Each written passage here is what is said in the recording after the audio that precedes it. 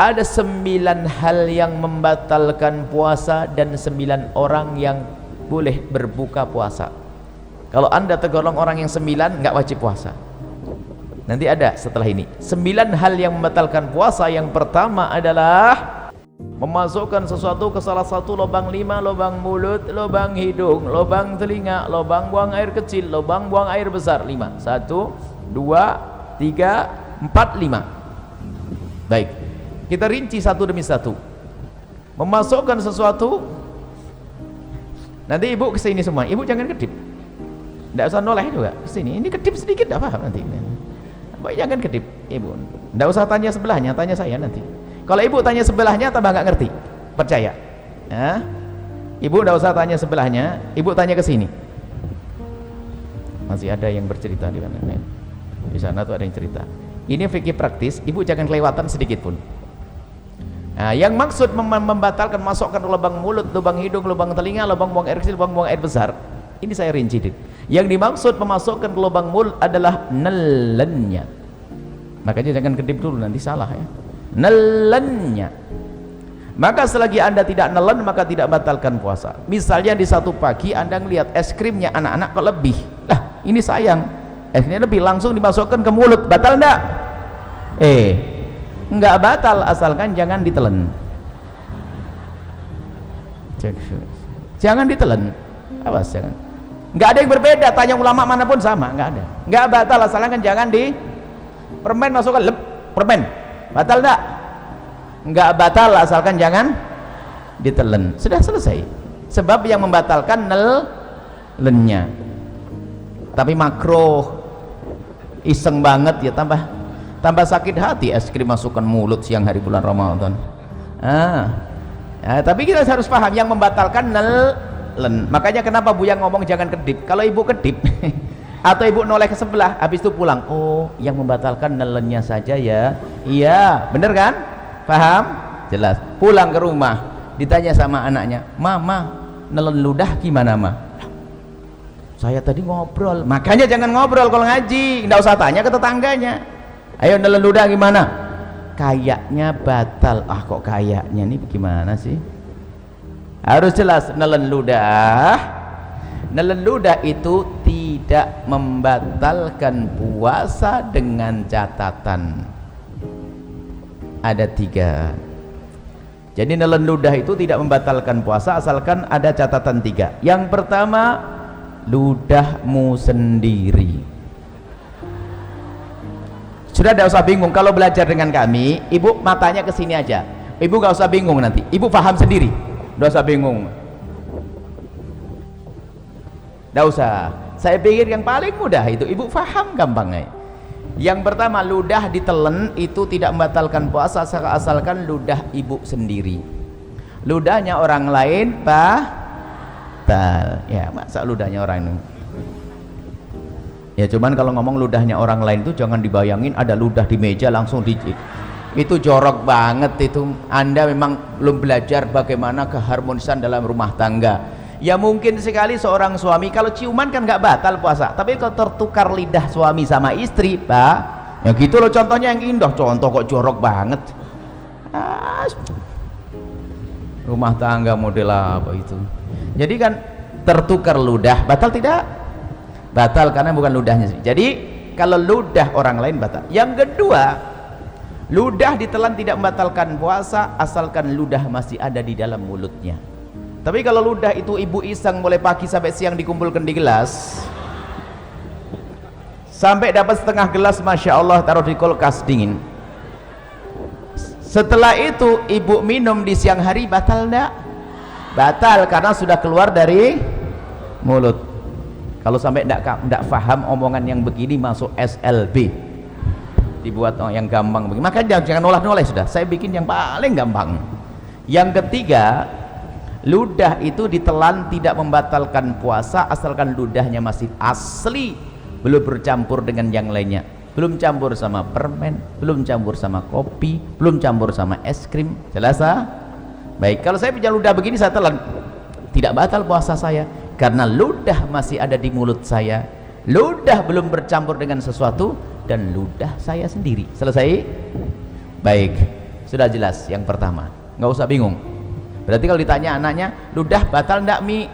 Jelas, tidak, asalkan begini. Sebab ada orang ditanya, Ustadz, nelan ludah batal enggak? Kayaknya enggak. Kayaknya enggak. Ini fikih apa itu? Nelan enggak salah itu? Kayaknya enggak ada, harus tidak. Begitu, selesai. Kemudian setelah itu masukkan lubang hidung. Nah, masukkan lubang hidung, memasukkan ke lubang hidung, membatalkan puasa. Langsung ada yang stres. Pengajian paling tidak enak. Kenapa ibu? Saya punya hobi aduh, ini gimana ini? Nah, makanya kalau ngaji lanjutin, jangan ngobrol, jangan main HP. Ngaji main HP ketinggalan dengan ngobrol sama Tuhan. Nah, yang dimaksud membatalkan puasa, memasukkan sesuatu ke lubang hidung adalah jika sesuatu itu telah kita masukkan sampai kepada batas yang seandainya yang kita masukkan itu air, kita akan merasakan panasnya gerak bagian atas, ya nak? Kalau kita masukkan air panas ya bagian atas. Maka kalau kita masukkan sesuatu ke lubang atas sampai bagian atas yang panas, itulah maka batal puasa kita.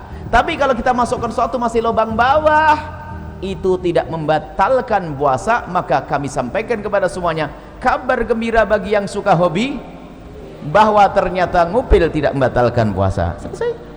Cuman jangan di depan umum, malu lah ya, ditutup lah. Selesai. Paham atau belum? Saya sambung bab wudhu dulu. Wudhu berkumur batal enggak?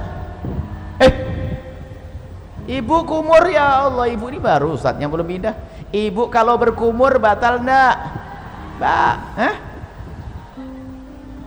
asalkan airnya jangan gitu aja kok pusing nih, ngapain sih ngajinya bagaimana ini? Saya belum pergi. Kumur sunnah bahkan, bukan. Jadi ibu kalau bulan Ramadan tetap kumur ya, hukumnya sunnah. Coba batal enggak? Berarti omongan saya salah enggak tadi? Masukkan satu ke lubang mulut tidak batal asalkan jangan selesai. Baru gamblang. Ada ibu yang bengong kok enggak batal masukin permen ya? Kok enggak batal masukin permen ya? Kok enggak batal? Makanya ngaji yang benar sekarang. Wong kumur sunnah kok. Baik kalau kumur biarpun berpuasa. Kemudian saya kasih ilmu lagi. Kalau anda lagi berkumur di bulan Ramadan, kemudian sudah anda buang airnya, maka anda jangan ragu lagi. Biarpun ada rasa dingin-dingin itu dimaafkan. Asalkan waktu anda membuang air kumur tadi, anda buang 100%. Nggak ada yang ditahan sedikit pun. Kalau ada ditahan batal. Tapi dibuang, sisa dingin itu nggak ada masalah. Pasti ada sisa dingin karena apa? Air. Selesai ya? Sama di dalam berwudu istinsak, memasukkan air ke dalam hidung ya, sekedarnya, jangan sampai ke derajat tempat yang panah. Itu adalah tidak membatalkan, hukumnya tetap sunnah.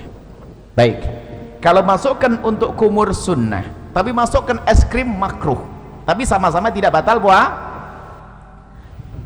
masukkan es krim makruh, asalkan jangan ditelan, tidak batal. Masukkan kumur air wudu sunnah. Baik, apa perbedaannya dua-duanya?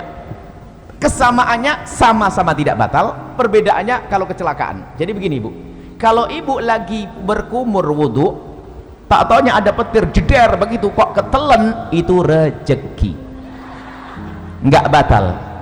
Karena apa? Ibu menjalankan perintah lalu ketelen.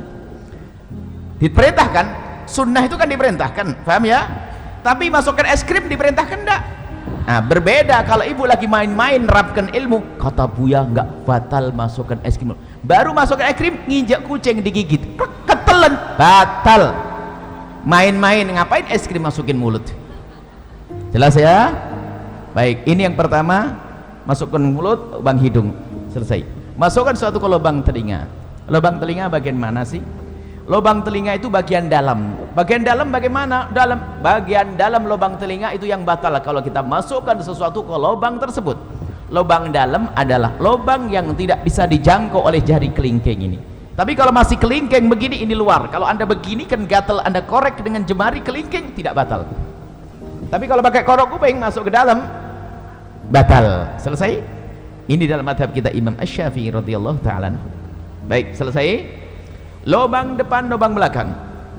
Mohon maaf ini majelis mulia, agar tidak dirubah menjadi majelis guyonan, kami himbau kepada para asatid sekalipun kalau masuk wilayah-wilayah seperti ini harus waspada, sebab kalau majelis dijadikan majelis guyonan akan dicabut berkahnya majelis. Memasukkan suatu ke lubang depan, misalnya seorang laki-laki, mohon maaf, lubang kemaluannya ditetesin air, batal. Atau seorang ibu pakai obat, dimasukkan obat ke dalamnya, obat anti keputihan segala macam, batal. Atau mohon maaf nih, seorang wanita di saat hendak mensucikan diri dari bekas buang air kecil, maka wahai para wanita, hendaknya cukup digosok dengan perut jemari ini. Kalau digosok dengan perut jemari ini sekuat apapun, maka ini masih bagian luar dan tidak batal. Tapi kalau mohon maaf, kalau jemari yang dibelokkan begini masuk ke wilayah dalam, batal puasanya. Maka Allah sudah maha tahu cara mensucikan, cukup dengan perut jemari, tidak usah kena ragu-ragu. Ini biasanya santri yang setengah ngajinya itu ragu-ragu, kena was-was, pengen dimasukkan ke dalam, batal puasanya dan bikin penyakit kotor. Cukup dengan perut jemari, sekuat apapun ini bagian luar, asalkan dengan perut jemari, dibersihkan dengan perut jemari, itu bagian luar tidak batal puasanya. Jangan sampai gara-gara dengar omongan saya nanti pada nggak bersih diri dari buang air kecil, kacau nanti. Bersihkan dengan perut jemari, selesai. Kemudian untuk lubang belakang sama, bersihkan dengan perut jemari. Kalau ada dibelokkan begini, batal, dimasukkan dengan perut, dengan jemarinya. Selesai, itu yang pertama. Yang kedua, yang membatalkan puasa adalah muntah dengan sengaja. Muntah dengan sengaja. Kalau orang muntah tidak sengaja nggak batal. Hamil muda muntah, naik kendaraan mabuk muntah, tiba-tiba masak sesuatu bau muntah, nggak apa-apa, nggak batal. Yang membatalkan muntah dengan sengaja, digorok perutnya, muntah, atau mencari bau yang paling nggak enak biar keluar, biar muntah. Kalau dengan sengaja tapi kalau tidak sengaja tidak batal. Dengan catatan, ini catatan ini umum, secara umum, asalkan habis muntah yang tidak sengaja tadi, jangan nelen ludah sebelum berkumur. Kalau nelen ludah habis muntah, ludahnya ditelan, batal puasanya. Kenapa begitu? Ini pemahamannya kembali yang pertama tadi. Muntahan dari dalam perut kita itu najis lewat tenggorokan ke mulut. Berarti mulut kita kenapa? Kena najis. Najis itu cara mensucikannya dengan air, bukan dengan ludah. Maka kalau kita meludah 1000 kali biarpun mulut bersih, tetap najis. Maka cara membersihkannya mulut yang terkena najis, cukup ambil air bersih seperti ini, kumur, selesai. Maka bagi yang kok muntah tanpa sengaja di siang hari, maka bulan Ramadan, maka bergegaslah mengambil air, jangan telan ludah dulu. Kalau memang meludah, dibuang ludahnya sampai ketemu air, berkumur. Setelah anda kumur sekali, boleh setelah itu ludah ditelan. Kenapa? Karena ludah ditelan menjadi batal puasa kalau habis muntah tadi sebelum berkumur, karena ludahnya sudah tidak murni lagi kayak pertama tadi. Ingat, karena ludah sudah bercampur dengan najis. Selesai ya, mudah dihafal. Yang pertama masuk ke satu ke lubang 5, yang kedua adalah muntah dengan sengaja, mirip muntah dengan itu satu paket. Kemudian yang kedua dan yang ketiga, yang ketiga dan keempat yang membatalkan puasa, yang ketiga adalah berhubungan, bersenggama biarpun tanpa keluar air mani. Cukup bersenggama, seorang suami mohon maaf memasukkan kemaluannya ke istri biarpun baru sebentar lalu ditarik, itu membatalkan puasa. Biarpun sebentar, biarpun tidak keluar mani. Kami hanya membahas urusan suami istri. Bagaimana dengan zina? Sama, zina batal puasa. Naudzubillah. Menggauli kambing batal puasa. Cuman tidak dibahas di sini karena apa? Ya itu orang-orang bukan ahli iman itu, ya enggak? Kita bicara yang halal. Memasukkan, bersenggama biarpun tanpa keluar mani, senggama yang sengaja. Ukuran membatalkan bagi seorang suami sederhana. Mohon maaf ini majelis mulia, jika seorang suami sudah memasukkan semua wilayah kepala kemaluannya, kepalanya saja ke wilayah wanita, batal puasanya. Tidak harus semua batang kemaluannya, tapi cukup kepalanya saja sudah batal. Awas, ini harus paham di sini, hati-hati. Kemudian bagi seorang wanita Berbeda. Kalau wanita tidak harus semua kepala kemaluan suami, tapi cukup kemasukan sedikit saja sudah batal. Kemasukan sedikit sudah batal. Masuk bab yang pertama tadi. Masuk yang pertama tadi, membatalkan suatu, masukkan suatu dengan sengaja. Maka saya ingatkan balik yang pertama. Mohon maaf, wahai para wanita, dicium suami tidak membatalkan puasa. Seorang suami, mungkin suamimu adalah orang yang sangat genit, sering cubit-cubit, gak batal puasa. Termasuk jika suamimu memegang wilayahmu, wahai para wanita, tidak batal puasa, dengan catatan asalkan jemarinya tidak dimasukkan. Kalau jemarinya dimasukkan dan anda membiarkan, batal puasa anda. Mohon maaf, ini majelis mulia, tolong diangkat wibawa supaya tidak jadikan bahan guyonan. Kemudian setelah itu, yang ketiga kan bersenggama biarpun tanpa keluar mani. Yang keempat adalah keluar mani dengan sengaja biarpun tanpa senggama. Keluar mani dengan sengaja, mohon maaf, naudzubillah, mungkin dengan onani, dengan apa, sengaja mengeluarkan mani, maka batal puasanya. Tapi kalau keluar mani tanpa sengaja, tidak batal puasa. Mungkin seorang lagi tidur di siang hari, ternyata mimpi basah, dilihat ada air mani, maka tidak batal puasanya. Selesai. Jadi keluar mani tanpa sengaja, biarpun tanpa senggama, selesai. Dapat berapa? 4. Sekarang 5, 6, 7. Biar ngafalnya gampang. 5, 6, 7, haid, nifas, melahirkan. Satu paket. Haid, nifas, melahirkan. Seorang wanita lagi puasa jam 5 sore keluar darah haid, batal puasanya. Seorang wanita yang ahli ibadah biarpun hamil tua tetap puasa. Setelah puasa di hari itu jam 4 sore bayi lahir, batal puasanya. Melah ya nih. Yang pertama adalah haid, yang keempat 5 haid, 6 nifas, 5 melahirkan. Hafalannya harus jelas ini ya. Melahirkan bayi atau bakal bayi. Tolong diingat kalimat bakal bayi di sini. Bayi atau bakal. Kalau bakal bayi itu apa? Keguguran. Jadi kalau keguguran batal enggak? Batal enggak? Hah? Iya, jangan kaget digituin saja sudah berubah. Kan sudah ngomong bayi atau bakal bayi. Kalau kata bidan, aduh sabar, berarti batal puasanya. Selesai? Dapat 7. Yang ke-8 sendiri. Yang ke-8 adalah hilang akal. Hilang akal. Hilang akal ini ada 3 martabat, ada 3 model. Yang pertama adalah gila. Gila.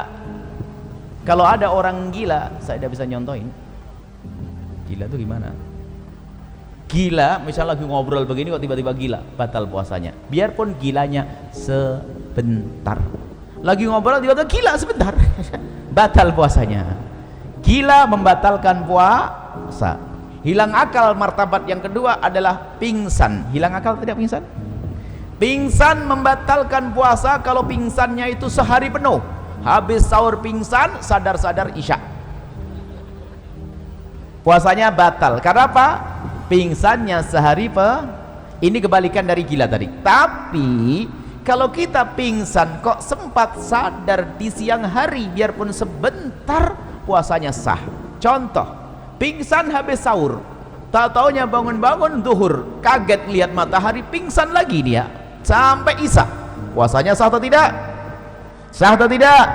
Sah karena sempat sadar biarpun sebentar. Selesai. Hilang akal yang ketiga, tidur. Tidur ini tidak membatalkan puasa biarpun tidurnya sehari penuh. Habis sahur tidur, bangun-bangun isya.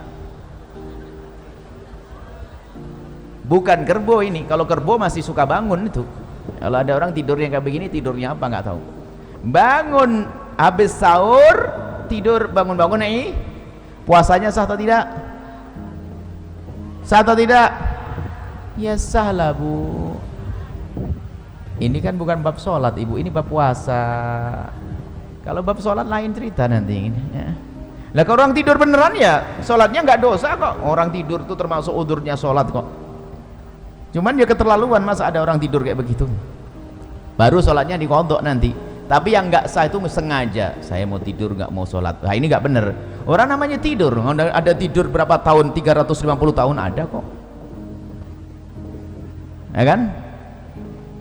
Baik, jadi tidur tidak membatalkan puasa. Sama-sama hilang akal ya, harus paham. Hilang akal ada 3 model. Yang ke-9 adalah murtad. Murtad itu misalnya mengatakan Nabi Muhammad bukan Nabi, atau ada Nabi setelah Nabi Muhammad, atau Quran bukan wahyu dari Allah, atau merendahkan syiar, merendahkan azan, merendahkan puasa, merendahkan haji, merendahkan surga, merendahkan neraka. Itu murtad, keluar dari iman. Kalau orang murtad langsung batal puasanya. Saya urai dari yang pertama. Setelah itu jangan mikir lagi setelah itu apa yang membatalkan. Yang membatalkan hanya 9. Yang pertama, masukkan suatu ke lubang 5. Kedua, muntah. Seiring ya, muntah huruf usar masih di sini kan? Lubang 5 kan sini, 1 2 3 4 5. Muntah masih di sini. Yang kedua muntah. Yang ketiga dan keempat, bersenggama dan keluar mani. Bersenggama tanpa keluar mani. Yang keempat, keluar mani biarpun tanpa senggama. Hafal? Hafal belum? Kalau tidak hafal, dah dilanjutin ini. 5, 6, 7. Haid, nifas, melahir. Yang ke-8, hilang akal. Selesai. Hilang akal ada 3 model. Yang ke-9 apa? Murtad. Selesai, jangan mikir lagi setelah itu. Nah, kalau nanti ada yang bertanya, yang jawab temannya. Baik, saya coba, saya uji, saya tes. Oh, pernah sakit mata? Semoga tidak sakit, amin. Kalau sakit mata, pernah tidak dikasih obat? Pahit tidak di tenggorokan? Batal tidak puasanya? Kan baru di sini Bu Yasi. Saya ngajar di sini kok bisa ngomong. Memang Bu yang ngomong ada mata tadi. Kok jadi batal, bagaimana ini ceritanya? Kok nambah sendiri? Inilah belajar yang nggak bener. Suka ngarang begini nih. Ayo. Memang saya ngomong apa? Mulut, mata. Hah? Oh hidung. Lah kok ada yang batal dari gimana Bu? Nah ini baru di tes 1 sudah gagal nih. Jangan-jangan yang lainnya nggak paham nanti. Coba, batal enggak masukkan ke mata? Ke paha. Masuk ke dalam. Wah, batal enggak? Jangan. Bahkan ini orang cerdas suatu ketika. Ini ikatan dokter. Ikatan dokter kalah sama Anda. Tiba-tiba, Buya, hukumnya cabut gigi siang hari bulan Ramadan batal enggak? Batal enggak coba? Gigi. Hah? Asalkan giginya jangan. Lah kok bingung gitu aja. Asal giginya jangan ditelan. Selesai. Kemudian ada lanjutannya, tapi Buya kan nanti darahnya terus ngalir akhirnya masuk ke dalam mulut. Berarti kamu takut ketelan darahnya kan? Iya Buya. Kalau begitu jangan cabut siang. Selesai. Tapi kalau selesai kok pusing. Belajar kok setengah-setengah. Makanya kalau ngaji itu yang bener. Ngaji ngantuk. Nah, jelas ya? Baik, nanti boleh tanyalah apalah setelah ini.